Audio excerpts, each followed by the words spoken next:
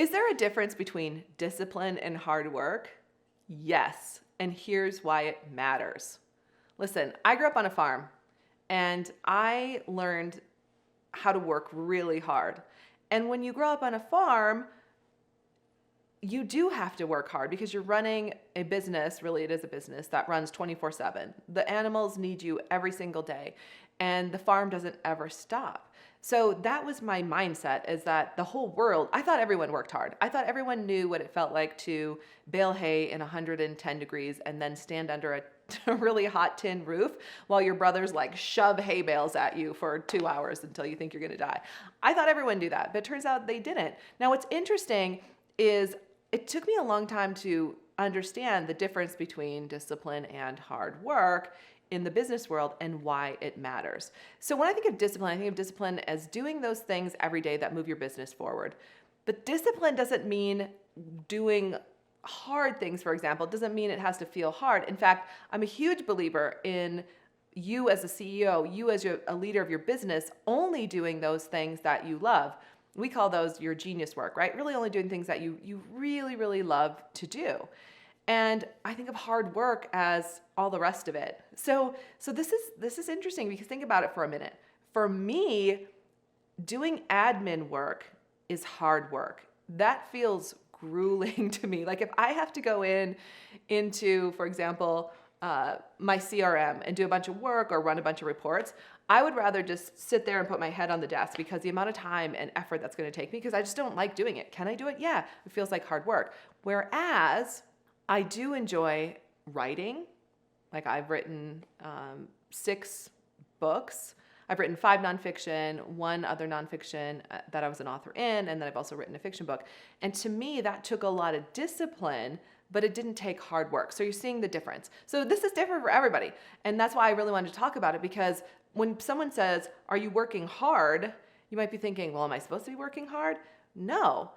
And that doesn't mean that you don't have long days, but when you're disciplined and you're only doing those things that are in your zone of genius and move your business forward, you can actually do only the things that you love to do and be very disciplined about doing those things, right? So hopefully you're seeing what that means. So I was sitting in a conference room with my manager and he was working with me on my first sales scripts.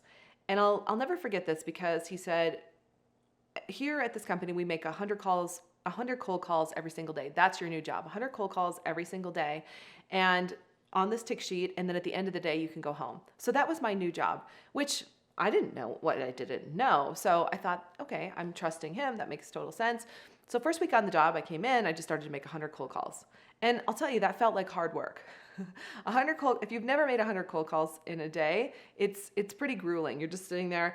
But what was missing was a clear intention on what the end result was supposed to be. Was I supposed to set an appointment? Yeah, that'd be great, but they really just wanted me to talk to people and hopefully set an appointment, but there was a lot of hope involved and not a lot of intention. So I started to read. I was reading a lot of books about sales and how to, what to say on a sales call, how to get more appointments. And one of the things I realized is that most top salespeople weren't making 100 cold calls a day. They might be on the phone all day, but they were being very intentional. So I started to shift that. And I decided that, you know what, I'm only going to make 10 calls a day with the intention of getting 2 appointments. So when I made that shift, I remember the management team was saying like, that's probably not going to work, because the whole reason this works is because it's a numbers game. But to me, that was hard work, right? This numbers game, this feels very grueling. And so I didn't listen to their advice, and I started to make 10 cold calls every day with the intention to get 2 appointments.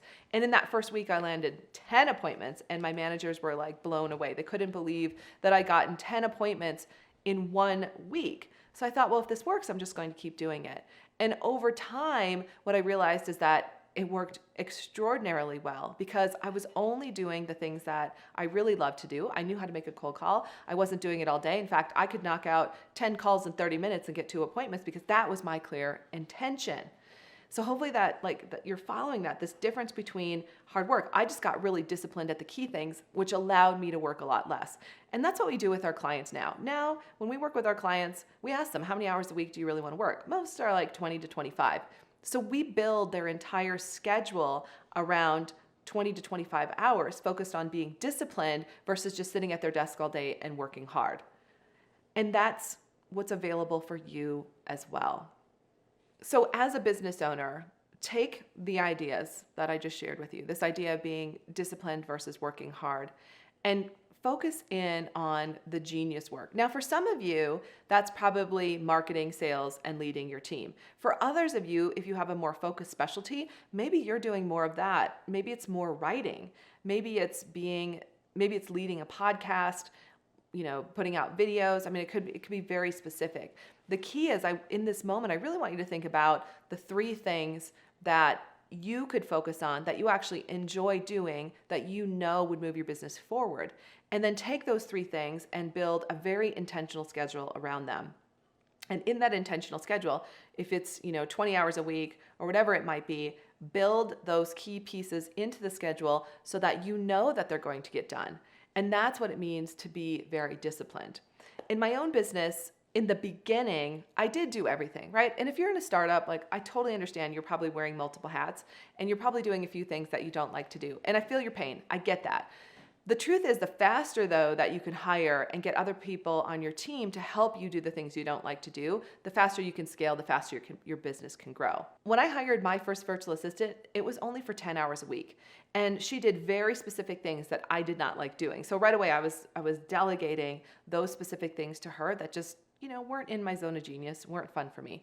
And over time, we just kept adding hours. We kept adding more hours. So if you're in a startup or it's still pretty new to you, think about what you could delegate. Where could you start, right? What kinds of things could you get off your plate? Often, it is the admin work. It is sometimes social media or posting your videos on social media or your content. It could be, for sure, your bookkeeping. I'm a big believer in outsourcing your bookkeeping. Have a CPA, have a bookkeeper, so you have 2 different people looking at the numbers, but clearly have someone else doing that for you.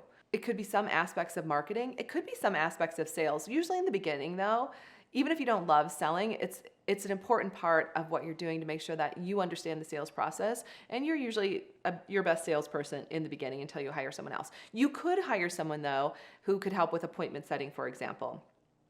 But that's still something that you're going to have to train them on to make sure that they understand your business, your industry, and what you're selling. And as you continue down this path, what you'll notice is that over time, you start to delegate more and more, and you're literally just doing your genius work. For me, and this is something we do with our clients, for me, a perfect day looks like maybe a little bit of coaching with my clients, probably group coaching. It would include some writing, working on my next book. It would include interviewing someone on my podcast, and it would include a little bit of leadership, leading my team.